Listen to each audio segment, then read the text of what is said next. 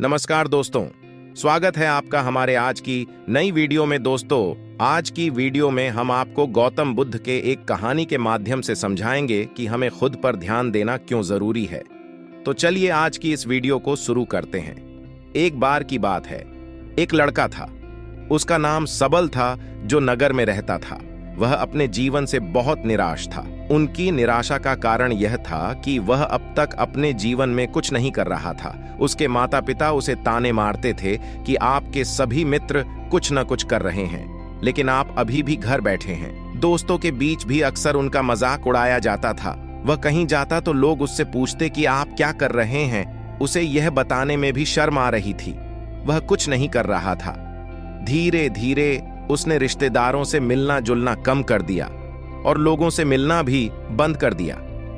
वह ज्यादातर समय घर पर ही रहता था। वह अकेला रोता रहता और भगवान को कोसता है और अपनी किस्मत को दोष देता है। अब उसे अपना जीवन बोझ लगने लगा था। कभी कभी वह सोचता कि कब वह कुछ करने के योग्य बनेगा, और फिर वह सोचता कि जिंदा रहने से अच्छा मर जाना है। एक दिन वह अपने नगर की एक गली से गुजर रहा था। तभी उसने देखा कि एक उपदेशक दुख और परेशानियों पर उपदेश दे रहा है।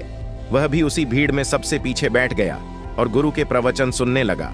उपदेशक कह रहा था, दुख एक शिक्षक की तरह है जो हमें जीवन की सच्चाई दिखाता है और हमें जीने का सही तरीका सिखाता है।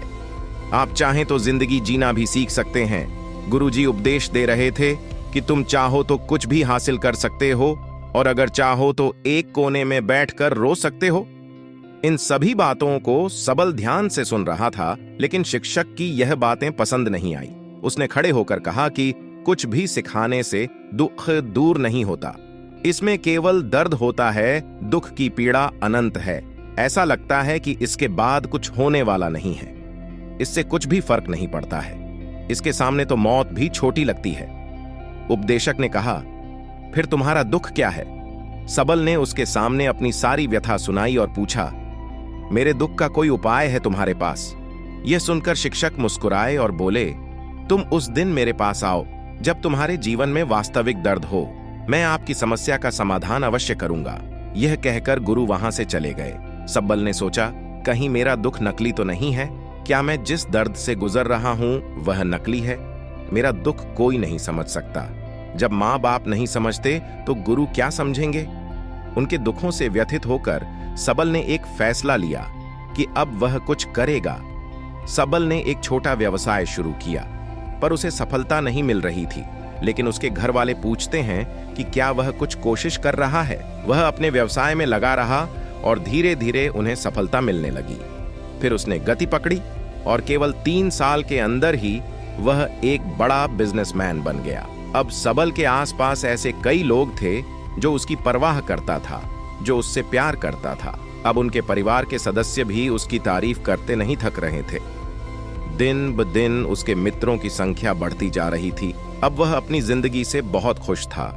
उनके कुछ दोस्तों ने उन्हें सलाह दी कि जब आप एक बड़ा बिजनेसमैन बनकर बहुत खुश हैं, तो सोचिए आपको कितनी खुशी होगी अगर आप इस शहर और इस राज्य के सबसे बड़े बिजनेसमैन बन जाते हैं।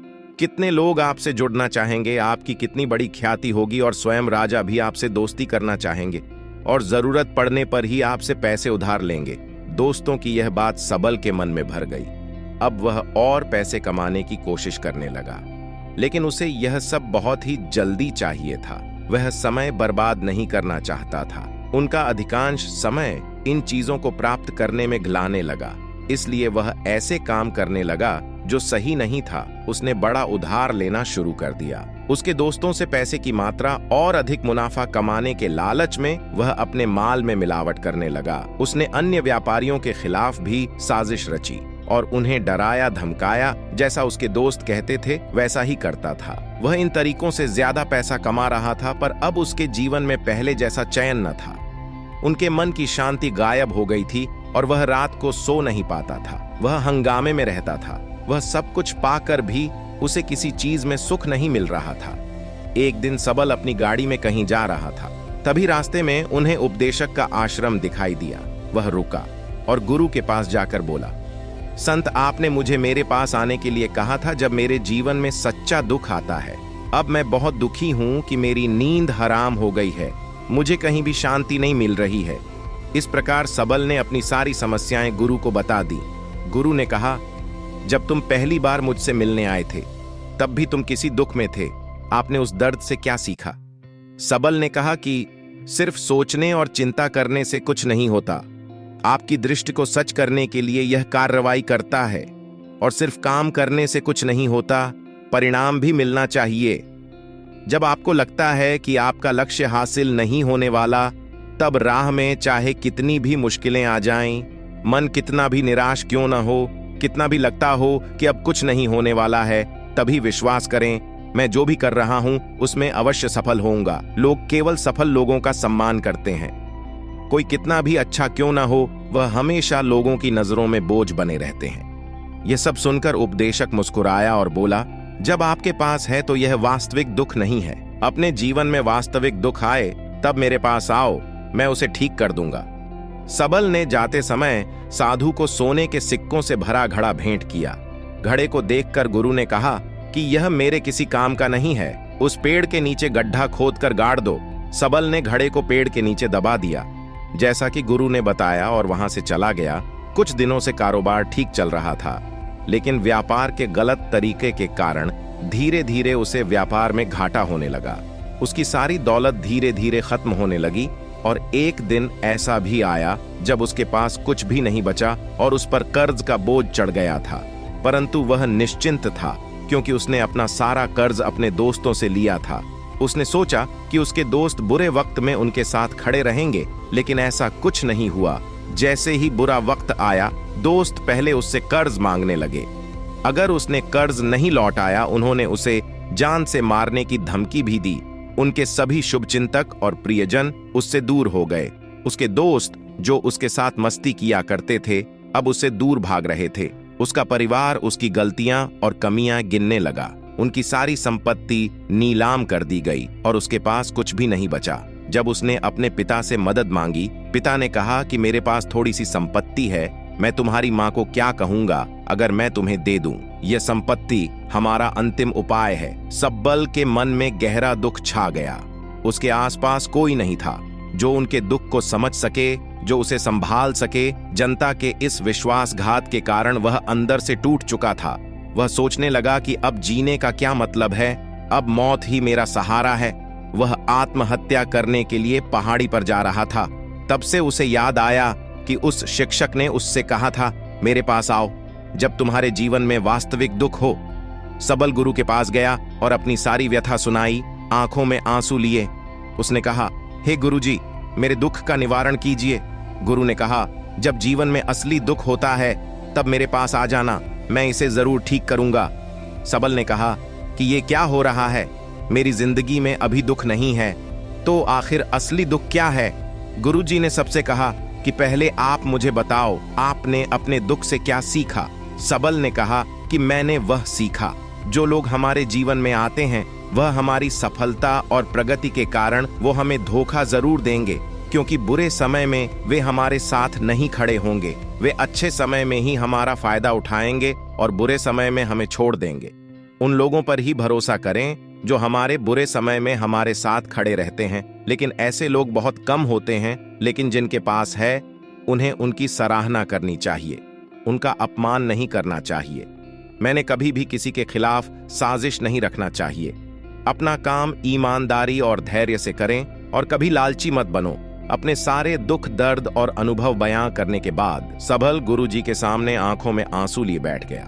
कुछ देर बाद साधु उठे और पेड़ के नीचे एक गड्ढा खोदा और घड़ा निकाल लिया, जो सोने के सिक्कों से भरा हुआ था। उसने सबल को देकर कहा, मेरे पास आओ जब तुम्हारे जीवन में वास्तविक दुख हो। सबल ने अपने शिक्षक को धन्यवाद दिया और उसे प्रणाम करके चला गया। उस पैसे से उन्होंने एक छोटा सा व्यवसाय शुरू किया। अब वह छोटा व्यापारी बनकर भी खुश हैं। उन्होंने पूरी लगन और ईमानदारी से कारोबार किया। जल्द ही वह अपने शहर का एक बड़ा व्यापारी बन गया।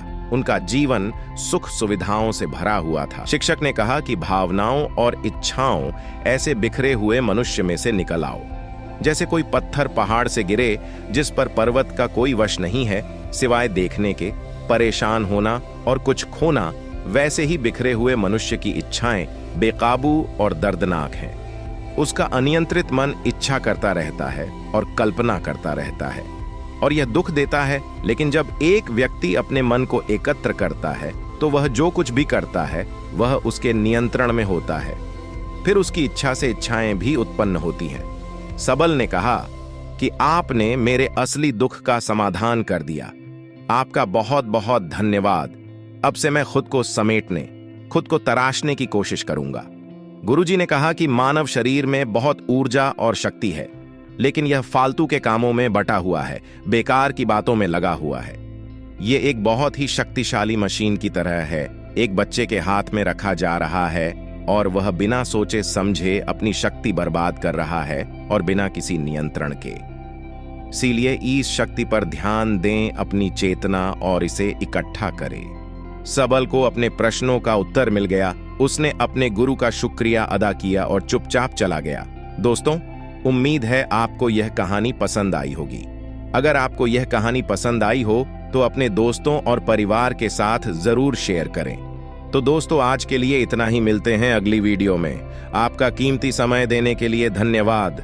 नमो बुद्धाय।